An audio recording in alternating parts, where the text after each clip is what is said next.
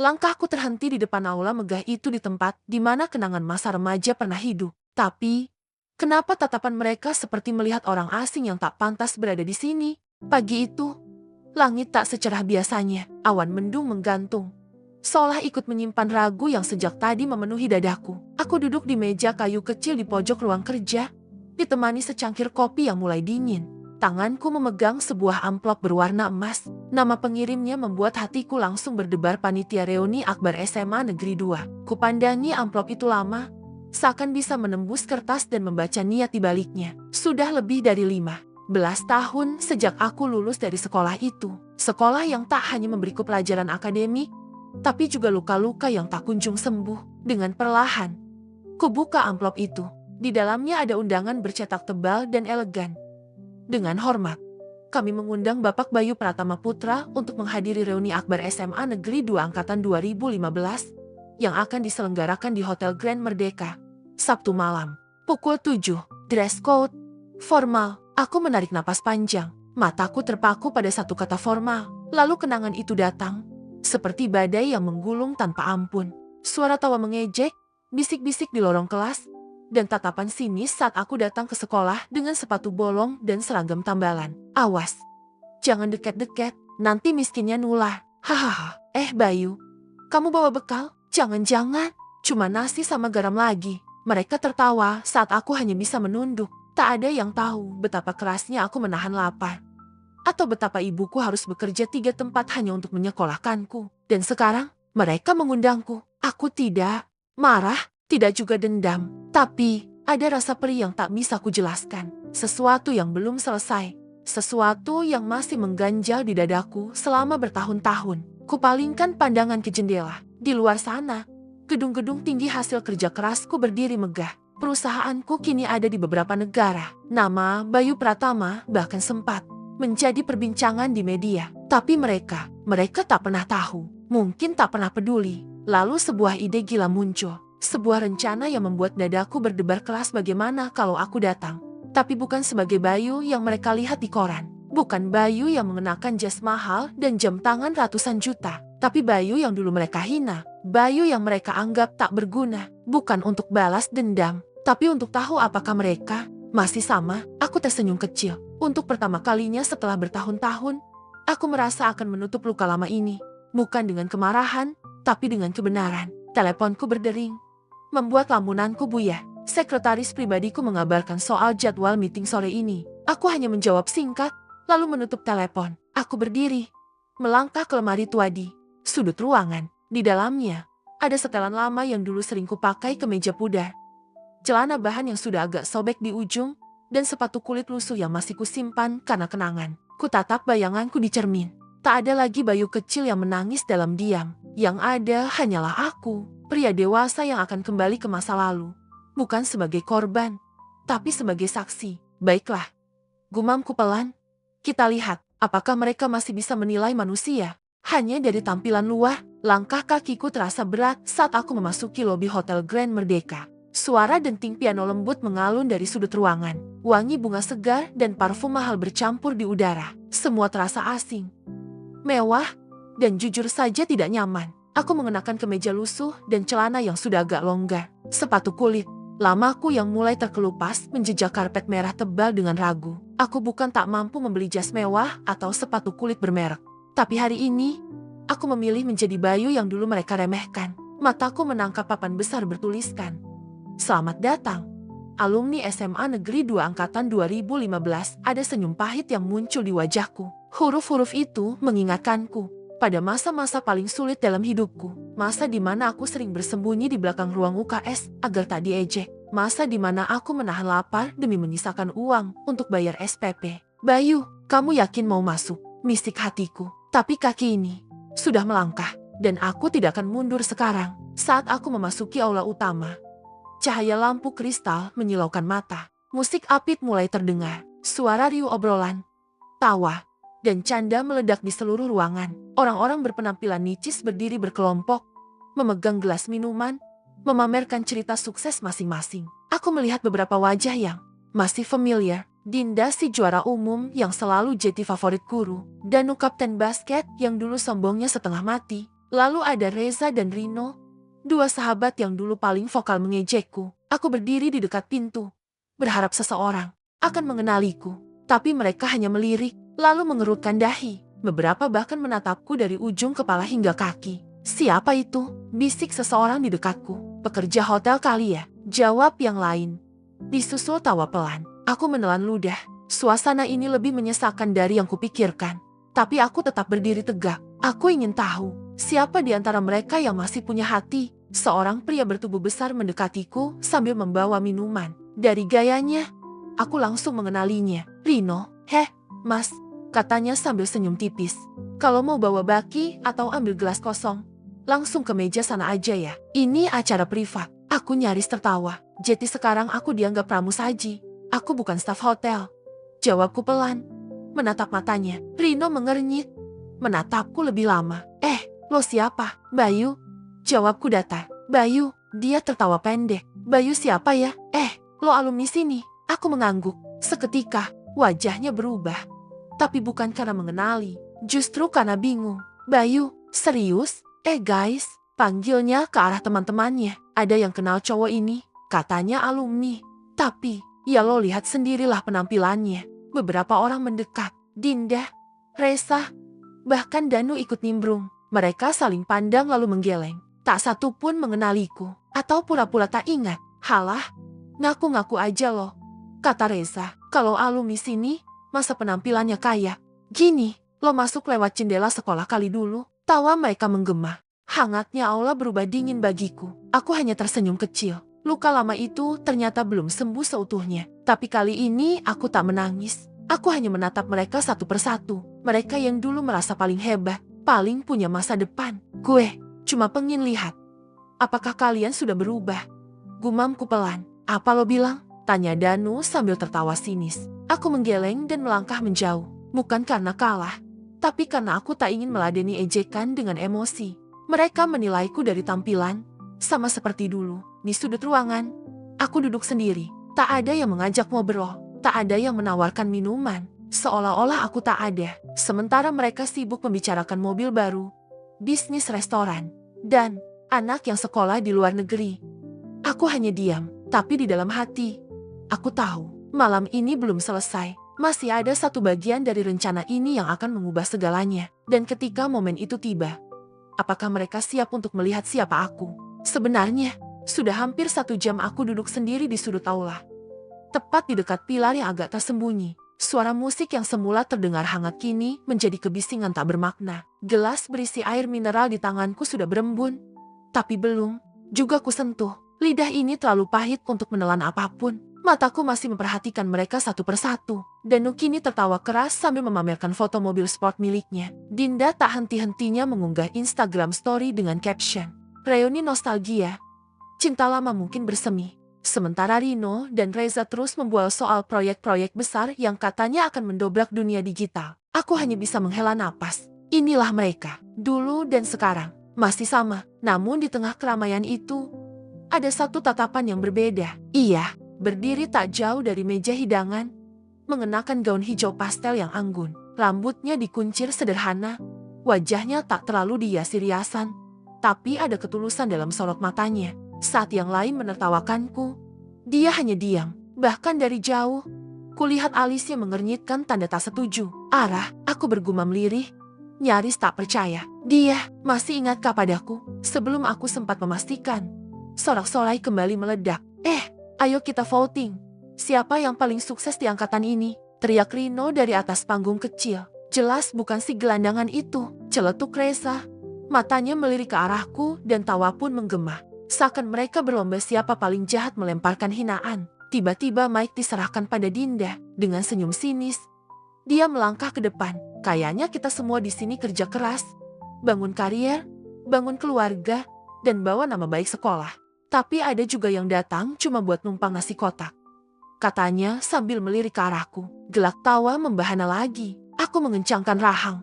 Dadaku mulai panas, tapi aku tetap diam. Aku tidak datang ke sini untuk adu argumen. Aku datang untuk melihat siapa yang benar-benar sudah dewasa. Dan siapa yang masih terjebak di masa lalu. Dan di tengah semua keributan itu, aku dikejutkan oleh suara lembut dari sampingku. Bayu, Itu kamu? Kan? Aku menoleh cepat. Ara berdiri di sana, membawa 2 gelas jus jeruk. Tatapannya lembut. Matanya berkaca-kaca. Aku nyaris nggak percaya waktu ngelihat kamu tadi. Kamu berubah. Tapi, entah kenapa.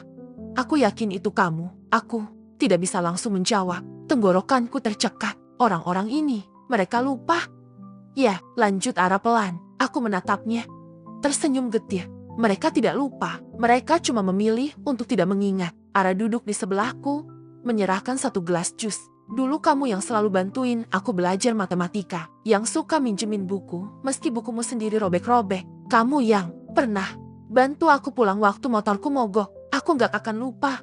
Bayu, deh, rasanya seperti seseorang menyalakan kembali api kecil dalam hatiku. Di tengah gelapnya ejekan dan penolakan, masih ada yang ingat. Ara melirik ke arah kerumunan, lalu kembali menatapku. Kamu kesini buat mereka. Aku menggeleng. Bukan, buat mereka. Aku cuma pengen lihat apa semua ini masih seperti dulu. Dan ternyata, memang masih. Ara diam sejenak, lalu berkata lirih. Atau mungkin kamu kesini buat nunjukin sesuatu. Aku menatapnya dalam-dalam. Kata-katanya seperti menelanjangiku. Aku tahu kamu bukan siapa mereka pikir. Lanjutnya, bahkan dari cara kamu diem aja, aku bisa lihat kamu bukan orang biasa sekarang. Ya kan? Aku terdiam. Aku ingin menjawab. Tapi belum waktunya. Bayu, kata Ara pelan. Jangan terlalu lama sembunyi. Aku tersenyum tipis. Belum saatnya. Ara, tapi nanti. Mereka akan tahu. Semua akan tahu. Ara tersenyum, lalu berdiri. Sebelum pergi, dia menepuk pelan pundakku. Aku tunggu di akhir acara. Jangan pulang dulu. Ya, dan saat ia menjauh, aku kembali menatap kerumunan di depanku. Semua orang masih tertawa, meremehkan, dan berpesta pora dalam topeng kesuksesan mereka. Tapi satu persatu, topeng itu akan kubuka. Malam ini belum selesai, dan aku akan pastikan mereka akan mengingat namaku seumur hidup mereka. Lampu sorot berganti warna, menciptakan suasana megah yang kontras dengan rasa sesak di dadaku. Reuni ini berubah menjadi ajang pamer dan olok-olok, bukan tempat nostalgia seperti yang kukira. Panitia mulai membagikan daftar nama untuk sesi sepatah dua kata dari alumni. Tentu, tak semua orang ingin bicara, tapi nama-nama yang muncul di layar LED besar itu dipilih secara acak. Atau begitulah katanya, namaku muncul di urutan terakhir. Bayu Pratama. Suara MC menyebut namaku dengan nada heran, seolah bertanya, siapa? Ya, ini. Tawa kecil terdengar dari beberapa sudut. Beberapa orang menoleh dengan alis terangkat. Bahkan ada yang bergumam, oh, itu si pengemis yang tadi. Dada ini bergetar. Bukan karena takut, tapi karena aku tahu waktuku akan datang. Tapi belum. Sekarang, satu persatu alumni maju dan bicara dengan bangga. Danu menyebutkan bisnis propertinya yang sudah merambah ke luar negeri. Dinda menekankan followersnya yang mencapai ratusan ribu. Rino menyombongkan jabatannya sebagai direktur termuda di sebuah perusahaan startup. Semuanya terdengar megah, tapi hampa. Tak ada yang membahas tentang perjuangan, tentang nilai, tentang kemanusiaan. Yang mereka agungkan hanyalah uang dan jabatan. Dan terakhir, ucap MC dengan nada setengah bercanda, kita punya kejutan. Mungkin ini bisa jadi motivasi juga. Silakan. Bayu Pratama. Lampu sorot langsung mengarah padaku. Ruangan seketika hening. Semua mata tertuju padaku seorang pria dengan kemeja lusuh, sepatu penuh debu, dan jaket kusam yang menggantung di bahu. Beberapa orang mulai berbisik. Ada yang menahan tawa. Ada pula yang mengernyit heran. Aku berdiri perlahan, melangkah ke depan dengan tenang. Setiap langkahku terasa seperti 1000 batu menimpa pundakku. Tapi aku tak gentar. Aku bukan lagi Bayu yang dulu takut dipandang rendah. Aku datang bukan untuk membalas dendam dengan amarah, tapi untuk menyadarkan mereka. Aku berdiri di depan mikrofon, diam sejenak. Aku menatap wajah-wajah mereka satu persatu. Wajah yang dulu menertawakanku karena sepatu bolong. Wajah yang dulu menolak duduk sebangku denganku karena aku tak mampu beli seragam baru. Nama saya Bayu Pratama. Ucapku pelan, tapi tegas. Mungkin kalian gak ingat atau sengaja memilih untuk melupakan. Beberapa orang mulai tersenyum sinis. Aku melanjutkan. Aku dulu sering bawa bekal nasi goreng dingin, dibungkus koran. Duduk di pojok kelas. Enggak ikut bimbel, enggak ikut ekskul. Pulang sekolah langsung kerja bantu ibu jualan gorengan di depan pasar. Tawa kecil kembali terdengar, tapi aku tetap melanjutkan. Tanpa ragu, aku pernah dihina karena punya ayah yang kerja serabutan. Aku pernah diketawain karena pakai sepatu tambalan. Tapi, aku juga yang dulu bantu perbaiki tugas kelompok kalian. Aku yang pernah kasih contekan saat ujian. Aku yang pernah ngelap papan tulis meski bukan tugasku. Hening. Tak, ada yang tertawa sekarang. Aku nggak punya kisah sukses yang bisa kuumbar malam ini. Tapi aku punya pelajaran. Aku menarik napas dalam-dalam, lalu menatap lurus ke arah Danu, Reza, Dinda, dan Rino. Kita semua tumbuh, tapi sayangnya, enggak semua jadi dewasa. Kadang, baju yang mahal cuma menutupi hati yang masih kotor. Seseorang tersedak, yang lain mulai menunduk. Aku datang malam ini bukan buat pamer. Aku cuma ingin tahu, apakah kalian berubah atau masih sama seperti dulu? Suasana semakin sunyi, dan ternyata kalian masih sama. Aku menatap MC. Terima kasih atas waktunya. Aku melangkah turun dari panggung. Tak ada tepuk tangan, tak ada yang bersorak. Hanya hening. Hening yang menggantung dan menyayat. Saat aku kembali duduk, Ara menyapaku lagi. Kamu tahu enggak? Barusan kamu bikin banyak orang berpikir keras. Katanya lirih, tapi aku yakin belum semuanya sadar siapa kamu sebenarnya. Aku menoleh padanya dan tersenyum kecil. Biarkan waktu yang kasih tahu, Ara, malam ini baru awal. Dan ketika MC kembali bicara untuk menutup sesi alumni, aku melihat ada beberapa mata yang mulai berubah arah tatapannya padaku. Bukan lagi pandangan meremehkan, tapi rasa penasaran. Ya, rasa penasaran yang akan membuka jalan menuju kejutan. Yang sebenarnya, aku belum selesai. Belum sekarang, tapi sebentar lagi, mereka akan tahu siapa sebenarnya Bayu Pratama. Suasana di dalam aula masih terasa hening setelah pidatoku barusan. Tak ada yang berani berkomentar terang-terangan. Tapi aku tahu percakapan tentangku mulai beredar pelan di antara mereka. Suara bisik-bisik terdengar di sudut-sudut ruangan. Seperti api kecil yang mulai menjilat kayu kering. Aku duduk kembali di kursiku. Mencoba menikmati segelas air putih. Sementara hatiku tetap tenang. Aku tidak datang untuk dihargai. Aku datang untuk melihat siapa yang masih punya hati. Beberapa saat kemudian, aku merasakan seseorang berjalan mendekat. Ara, dia membawa 2 gelas minuman. Kamu belum makan? Kan? Katanya sambil menyodorkan 1 piring kecil berisi camilan. Aku tersenyum, masih sama seperti dulu. Selalu perhatian. Ara tersipu, lalu duduk di sampingku. Tadi itu, keren banget. Tapi kamu beneran gak dendam sama mereka? Aku menatap matanya. Dendam itu energi kotor. Rah, aku cuma pengen tahu siapa yang benar-benar berubah. Ara mengangguk. Ia tampak berpikir dalam. Sementara itu, aku bisa merasakan ada beberapa tatapan yang terus menempel di punggungku. Danu dan gengnya sudah tak seceria tadi. Mereka berdiskusi dengan serius, menatapku dengan pandangan penuh kecurigaan. Lalu aku melihat Reza berjalan mendekat. Wajahnya datar, tanpa senyum. Bayu. Ya, sapanya. Aku menoleh dan mengangguk. Dia menyilangkan tangan di dada. Kamu siapa?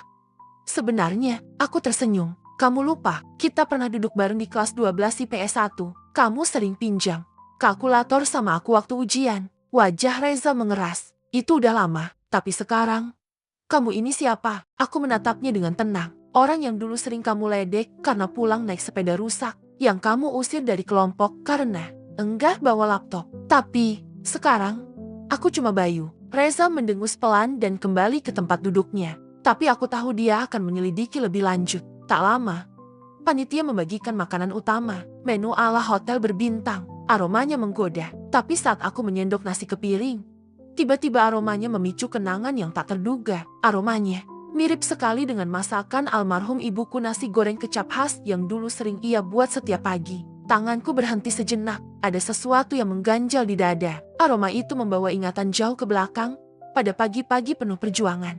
Saat aku harus bangun sebelum subuh membantu ibu berjualan. Terkadang, hanya nasi itulah yang menjadi bekalku seharian di sekolah. Ara menatapku.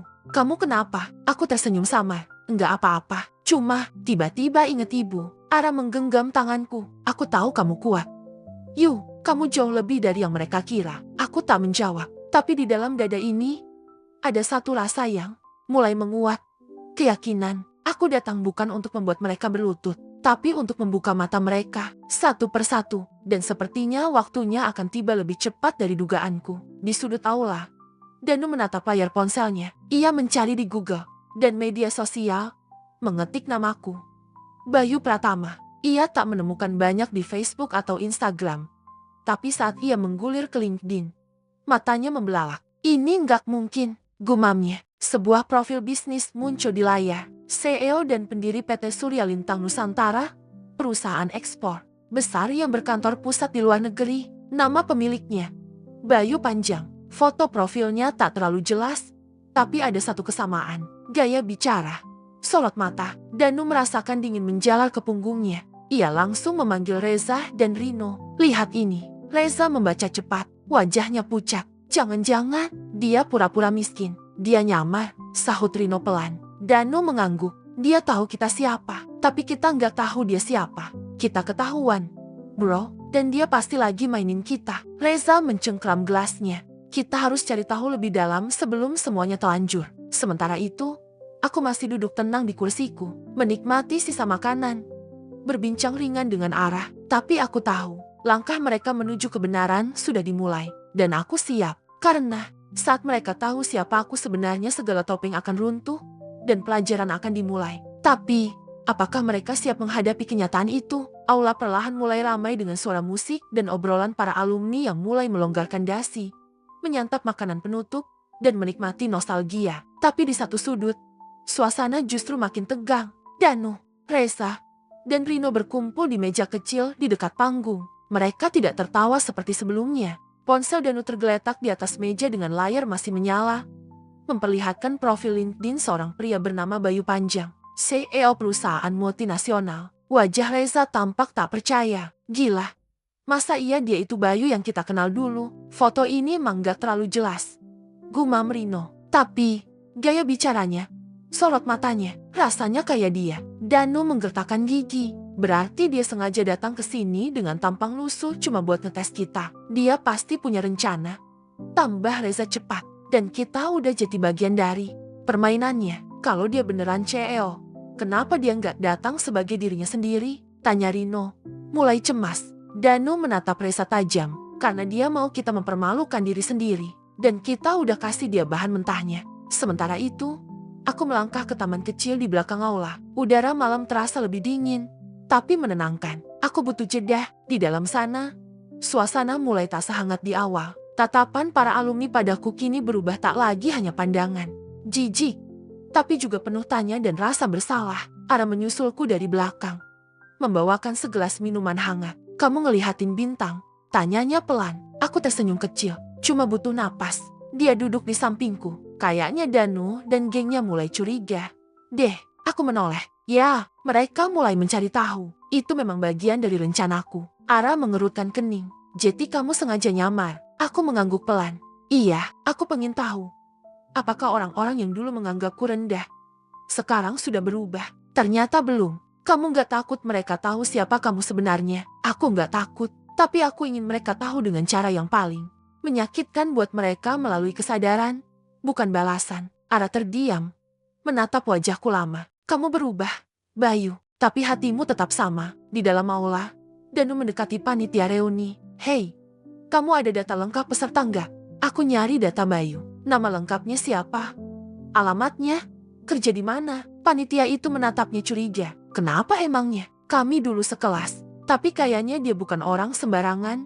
Jawab Danu, mencoba tersenyum santai. Panitia itu mengangkat bahu. Data yang kami punya sesuai dari formulir online. Tapi dia daftarnya pakai nama lengkap, Bayu Pratama Surya. Reza yang ikut menguping langsung menarik napas. Surya, nama belakang perusahaannya itu. Danu langsung membuka kembali laman LinkedIn di ponselnya. Profil itu kini terbuka lebih jelas. Bayu Pratama Surya pendiri dan CEO PT Surya Lintang Nusantara bermarkas di luar negeri, menjalankan beberapa anak perusahaan di berbagai negara. Tak ada lagi keraguan. Rino langsung berkata, kalau dia benar-benar CEO, kita dalam masalah. Kita udah ngatain dia pengemis, ngusir dia dari meja, bikin malu di depan umum. Reza mencengkeram rambutnya. Gimana kalau dia lapor atau bikin aib kita tersebar? Danu menarik napas dalam-dalam. Kita harus putar balikan keadaan. Kita bikin dia tampak buruk duluan. Rino mengerutkan dahi. Caranya, Danu menyeringai. Dia tadi cerita soal hidupnya dulu, tentang ibunya yang jualan gorengan.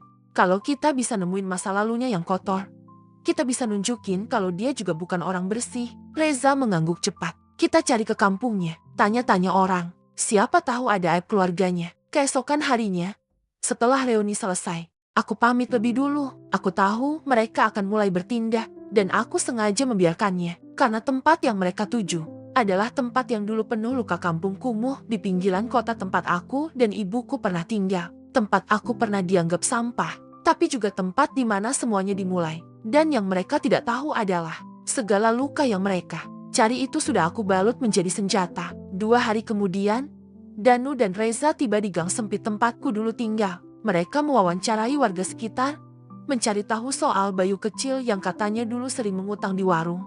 Sekolah tak pernah bayar SPP. Ibunya difitnah karena menjual gorengan sisa pasar. Namun, satu demi satu orang yang mereka temui hanya menanggapi dengan satu kalimat. Bayu, dia anak baik, sekarang udah sukses. Kami semua bangga. Reza mulai frustrasi. Enggak ada satupun yang bisa ngasih bahan jelek. Namun saat itulah seorang lelaki tua penjaga warung berkata pelan.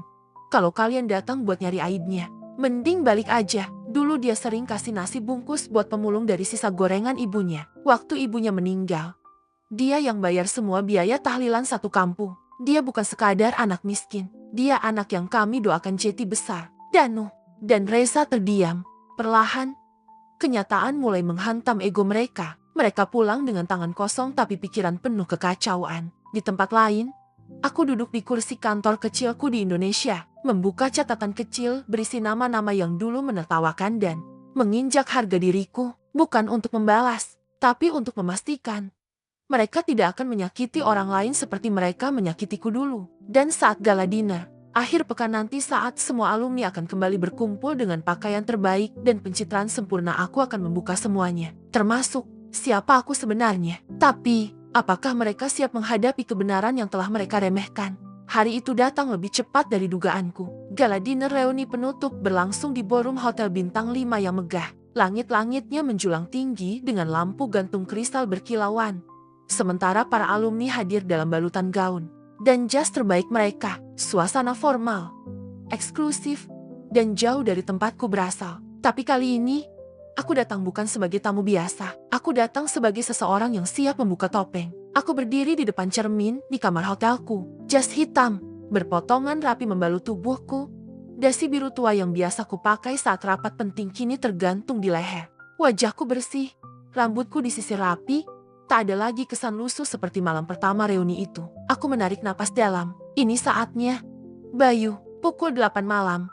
Ballroom sudah penuh. Musik lembut mengalun. Gelas-gelas beradu. Para alumni sibuk berfoto dan memperbarui cerita hidup mereka. Di tengah semua itu, Danu dan gengnya tampak gugup. Mereka memandang ke segala arah, seolah-olah menunggu badai, dan badai itu datang. Langkah demi langkah. Begitu aku memasuki ballroom, suasana langsung berubah. Beberapa mata mulai melirik, sebagian hanya karena melihat seseorang baru.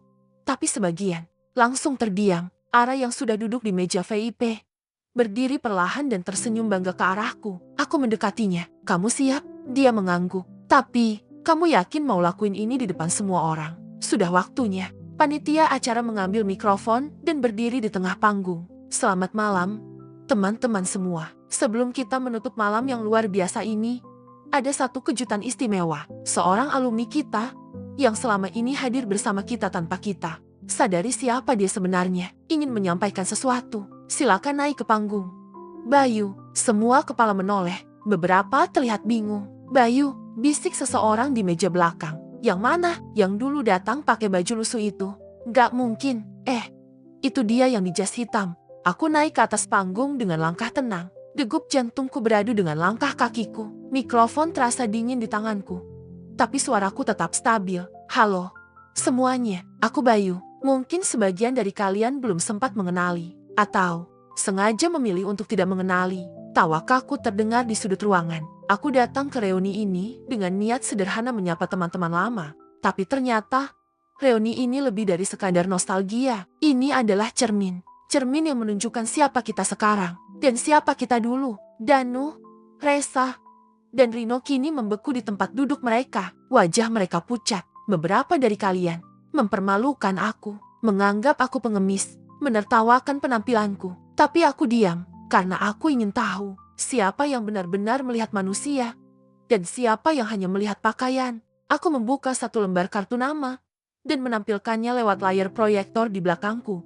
Bayu Pratama Surya, CEO PT Surya Lintang Nusantara, pemilik saham di 4 perusahaan teknologi Asia Tenggara, pendonor utama beasiswa lintas negeri. Terdengar suara-suara tertahan. Ruangan hening.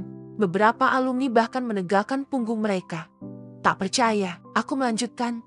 Ya, aku dulu anak dari ibu penjual gorengan. Aku tahu rasanya diledek, direndahkan, dianggap kotor. Tapi aku juga tahu bahwa keberhasilan tidak datang dari gelar, orang tua atau baju mahal, melainkan dari tekad, doa, dan harga diri. Aku menatap langsung ke arah Danu dan gengnya. Kalian bisa menertawakan aku waktu itu. Tapi malam ini, aku berdiri di sini, bukan untuk membalas, tapi untuk mengingatkan, apa kita pernah berubah?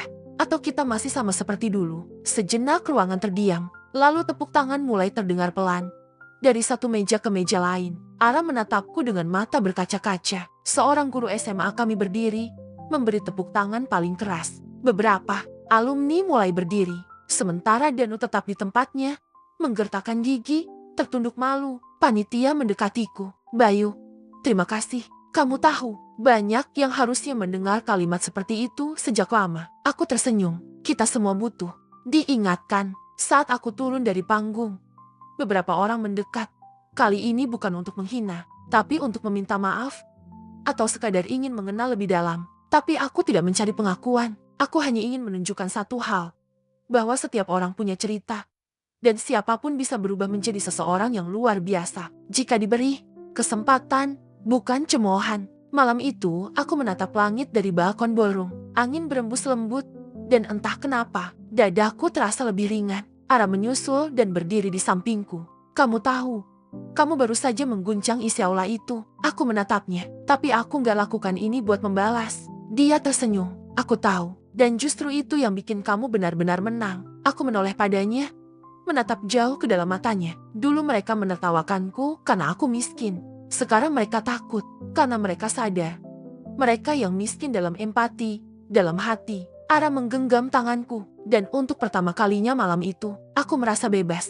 Pagi itu, matahari menyelinap masuk lewat jendela kamar hotelku, menyentuh wajahku dengan hangat yang menenangkan. Setelah semalam menjadi pusat perhatian dan membuka kedokku di hadapan ratusan orang, aku justru terbangun dengan hati yang berat. Bukan karena penyesalan tapi karena kenyataan. Aku menyadari, banyak dari mereka yang tertawa bersamaku tadi malam adalah orang yang sama yang menertawakanku beberapa hari lalu. Perubahan sikap yang tiba-tiba itu bukan karena mereka mengenalku lebih dalam, tapi karena mereka tahu siapa aku sebenarnya. Dan di sanalah letak luka yang sebenarnya. Aku turun ke lobi hotel. Rencananya hanya ingin mencari kopi, tapi ternyata beberapa wajah familiar sudah menungguku di sana. Danu, Lesa, Rino, mereka berdiri canggung, masing-masing dengan tangan di saku dan kepala sedikit tertunduk. Tak ada lagi senyum arogan. Tak ada lagi ejekan. Bayu, Danu memulai dengan suara pelan. Boleh bicara sebentar? Aku menatap mereka. Silakan. Kami cuma mau minta maaf, ujar Reza. Matanya menatap lantai. Apa yang kami lakukan ke kamu itu keterlaluan. Kami nggak punya alasan untuk bersikap kayak gitu. Rino menyambung. Waktu kamu datang pakai baju lusuh, kami langsung nilai kamu dari penampilan. Enggak tahu kalau kamu. Ya, kamu. Aku menarik napas. Kalau aku bukan siapa-siapa, kalian masih akan perlakukan aku begitu juga, kan? Mereka terdiam, dan itulah jawabannya. Aku tak ingin jawaban palsu, tak butuh sanjungan setelah semua terbongkar. Yang aku ingin adalah mereka belajar. Kalian gak salah karena gak tahu siapa aku, ujarku pelan. Tapi kalian salah karena lupa jati manusia. Danu mengangkat wajahnya, matanya sedikit berkaca. Aku sadar itu, dan kamu benar. Aku malu. Aku menatap mereka dalam diam beberapa saat, lalu berkata, kalau kalian benar-benar minta maaf, bukan aku yang harus kalian buktikan tapi diri kalian sendiri. Ubah cara kalian lihat orang. Lihat lebih dalam, lebih jujur. Mereka mengangguk pelan. Aku tak membalas dengan pelukan atau jabatan tangan, tapi aku tahu kalimat itu akan membekas lebih dalam daripada pengampunan yang mudah. Beberapa alumni lain juga menghubungiku sepanjang hari. Ada yang sekadar minta maaf lewat pesan singkat, ada yang mengajak makan siang. Tapi aku menolak hal-hal yang terasa palsu. Hanya satu yang kupilih untuk kutemui hari itu, Bu Lina, guru bahasa Indonesia yang dulu paling sering membelaku di kelas. Bayu, anak baik, kamu gak berubah, katanya sambil memelukku dengan hangat. Kamu tumbuh besar, bukan cuma dalam karya, tapi juga dalam hati. Aku tersenyum kecil. Bu, saya belajar dari ibu juga. Waktu semua orang menjauh, ibu yang tetap percaya saya bisa. Bu Lina menepuk bahuku. Dunia ini terlalu sering menilai dari luar. Bayu, tapi semalam, kamu berhasil bikin semua orang berpikir ulang. Malamnya, aku duduk sendirian di balkon, kamar hotel, di bawah sana. Jalanan kota terlihat ramai, seperti biasa, tapi hatiku justru lebih tenang dari sebelumnya. Aku membuka dompet kecil yang selalu kubawa. Di dalamnya ada foto usang aku dan ibu, waktu aku masih berseragam SMA. Berdiri di depan gerobak gorengan. Ibu, Bayu udah sampai di sini. Gumamku, mereka mungkin dulu menghina anak ibu, tapi sekarang mereka belajar darinya. Arah datang menyusul, membawa 2 cangkir teh. Kamu kelihatan capek, katanya sambil duduk di sebelahku. Capek mikirin orang-orang yang baru bisa baik setelah tahu siapa aku. Jawabku jujur, menurutku justru kamu udah ngasih pelajaran paling penting malam itu. Kamu nggak perlu semua orang berubah, cukup 1 orang sadar. Itu udah berarti. Aku menatap Arah, lalu tersenyum. Mungkin kamu benar, aku nggak datang buat balas dendam, aku datang buat membuka mata. Arah menyandarkan kepalanya di pundakku, dan kamu berhasil. Esoknya, aku check out dari hotel, kembali ke kehidupanku, yang sebenarnya kantor, tim, rapat, dan proyek-proyek besar yang sedang berjalan. Tapi kini ada satu perubahan. Aku tak hanya meninggalkan hotel itu dengan koper. Aku meninggalkan luka masa lalu, luka yang dulu membuatku marah dan ingin membuktikan diri. Kini, aku tak lagi ingin membuktikan apa-apa, karena harga diri yang sesungguhnya tak perlu diakui siapa-siapa. Sudah seminggu berlalu sejak reuni itu berakhir, dan kehidupanku kembali ke rutinitas semula. Tapi ada yang berbeda, seperti ada beban yang terangkat dari dadaku, seolah-olah dengan membuka jati diriku di depan semua orang. Aku juga sekaligus membebaskan diriku dari bayang-bayang masa lalu. Namun, ada satu hal yang masih mengganjal di hatiku. Apa yang sebenarnya ingin aku capai dengan menghadiri reuni itu?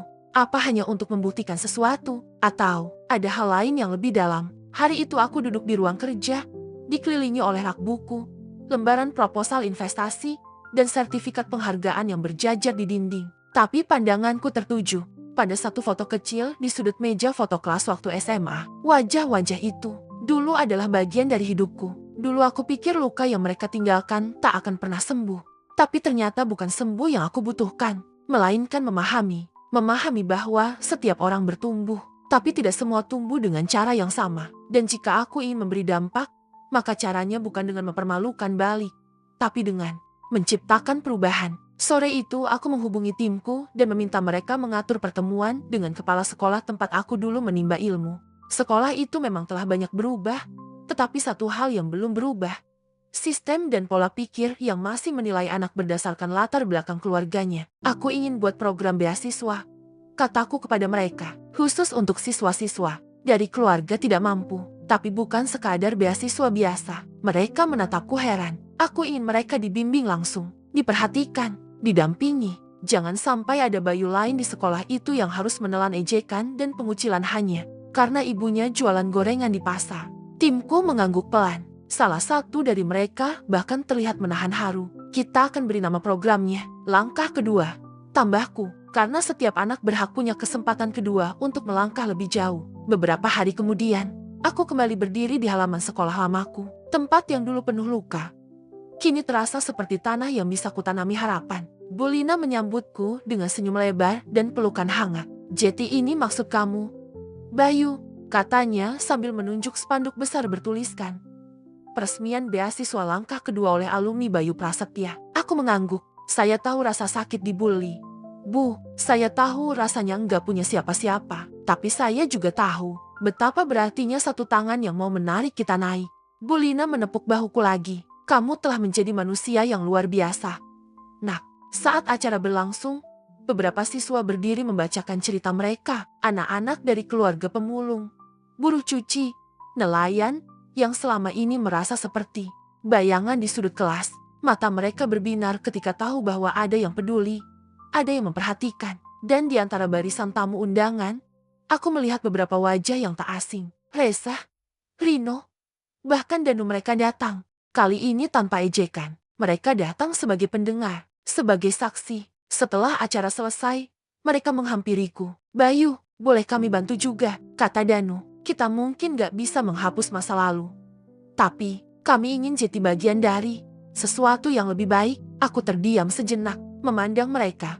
Lalu berkata, kalau kalian sungguh-sungguh, mari kita mulai ulang. Tapi bukan buat menebus masa lalu, melainkan untuk memperbaiki masa depan. Malam itu, aku kembali duduk di balkon apartemenku. Ara menyusul seperti biasa, membawa 2 cangkir teh. Kamu kelihatan lebih tenang hari ini, katanya sambil duduk di sebelahku. Aku tersenyum. Iya, kayaknya. Untuk pertama kalinya, aku berdamai. Bukan hanya dengan orang lain, tapi juga dengan diriku sendiri. Ara menyandarkan kepalanya di bahuku. Kamu nggak pernah butuh validasi, Bayu, karena kamu sudah berharga sejak awal.